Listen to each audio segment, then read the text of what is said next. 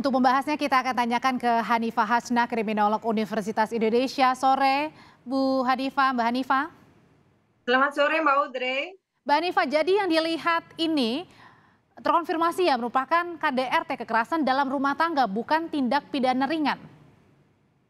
Ya, kekerasan dalam rumah tangga Mbak, karena pelakunya adalah orang di dalam rumah itu dan dilakukan kepada istri dan ibu. Kalau menurut saya ini bukan lagi kepada istri dan ibu, tetapi kepada anaknya juga, karena bayi di dalam kandungan itu sudah bisa merasakan. Karena denyut nadi seorang ibu yang teraniaya itu beda dengan denyut nadi seorang ibu yang bahagia. Oke. Artinya ada kemungkinan anak ini ketika lahir dia akan mengalami trauma, entahlah dengan kelainan apa, karena sebab-sebab penganiayaan yang dilakukan oleh orang tuanya sendiri. Oke, nah kalau yang dilihat kan kemarin pada saat kejadian, ini pelaku sempat dimintai keterangan oleh polisi, tapi tidak langsung ditahan. Yang dilihatnya seperti apa, Bu Hanifah?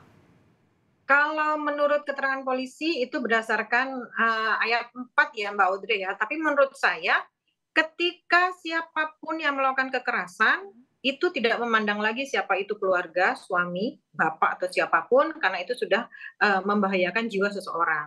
Saya sepakat dengan Ibu dari Kompolnas tadi yang menyatakan bahwa ini sesuai dengan ayat yang pertama yaitu mendapatkan hukuman 5 tahun atau 15 juta atau menurut saya kalau berdasarkan dengan pemeriksaan kesehatan ternyata si korban ini mengalami penganiayaan berat sehingga dia mengalami luka yang berat, harusnya sudah naik di ayat kedua. Ayat kedua itu 10 tahun dan 30 juta.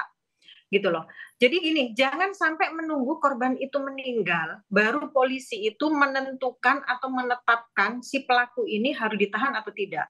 Ini bukan sembarang lagi tentang tindak pidana. Ini bukan penganiayaan biasa. Karena apa? Sudah ada penganiayaan.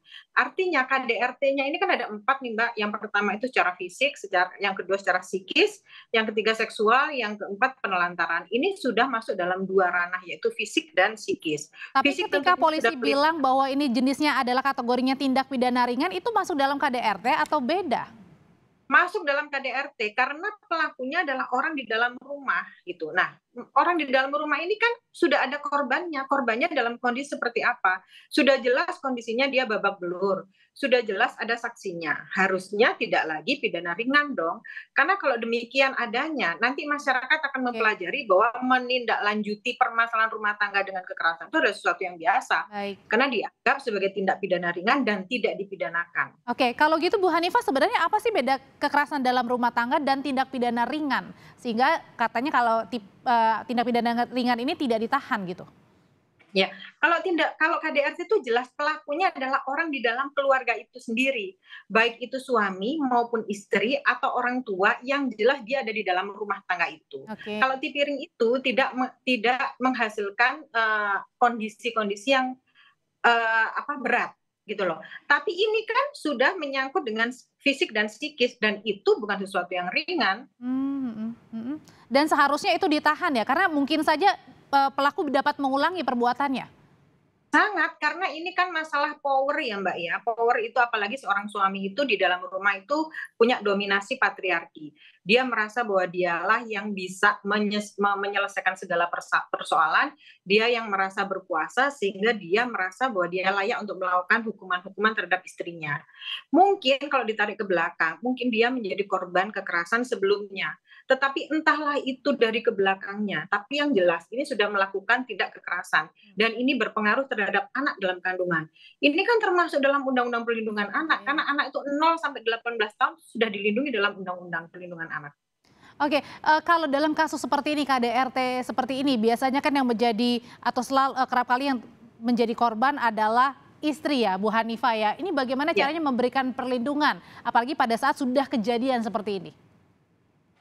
sebetulnya sudah ditentukan dalam Undang-Undang Pasal 10 Undang-Undang Nomor 23 Tahun 2004. Itu tentang penghapusan kekerasan dalam rumah tangga. Yang pertama itu sebetulnya mereka itu dilindungi oleh keluarga yang pasti karena mereka harus kembali ke keluarga. Yang kedua kepolisian, Hmm. lalu kejaksaan, lalu LSM yang concern di bidang ini. Jadi orang-orang inilah yang pertama kali harus membuat si korban ini menjadi aman. Yang kedua tenaga medis. Karena apa? Karena dengan kondisi dia habis dianiaya pasti ada luka-luka yang harus segera diobati.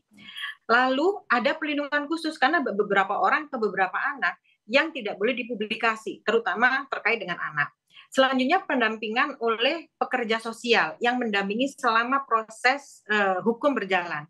Karena apa? Karena biasanya pelaku yang punya power ini akan melakukan intimidasi atau pengancaman sehingga pengakuannya selama dalam BAP itu bisa melenceng. Apalagi ini masih dalam keluarga, sehingga masih ada rasa cinta, rasa sayang yang membuat pengakuan-pengakuannya itu menjadi berbalik ketika sudah menyangkut perasaan. Yang terakhir adalah pelayanan di bidang rohani. Ini hak dari korban karena mereka harus mendapatkan ketenangan secara kejiwaan, secara kerohanian. Baik itu agama apapun ya, pasti harus diberikan upaya itu untuk memberikan ketenangan. Jadi kalau misalnya mendapatkan kekerasan dalam rumah tangga, Bu Hanifah, apa yang harus dilakukan sebagai korban? Langsung lapor karena kan biasanya agak takut untuk lapor. Iya, iya betul. Tapi sebetulnya begini, ini kan antara power sama pengendalian diri. Makanya kenapa perempuan selalu menjadi korban? Karena perempuan dianggap lemah. Biasanya pelaku atau laki-laki ini akan menganiaya orang-orang yang benar-benar lemah. Makanya dari awal kita harus menunjukkan power kita, bahwa kita punya keluarga yang hangat, kita punya keluarga yang support, sehingga ketika suami akan melakukan apapun, kita itu gampang sekali melakukan meminta pertolongan kepada orang lain. Kemudian ada lagi pembekalan kepada orang sekitar bahwa KDRT itu bukan hanya masalah rumah tangga, tetapi masalah lingkungan. Banyak sekali korban KDRT yang tidak bisa melapor karena malu, atau tetangga yang tahu bahwa ada salah satu rumah yang menjadi korban tetapi tidak mau menolong karena dianggap dapur orang. Ini yang perlu disosialisasikan bahwa masalah KDRT adalah masalah sosial, bukan masalah masalah privat yang harus ditutupin. Oke, baik.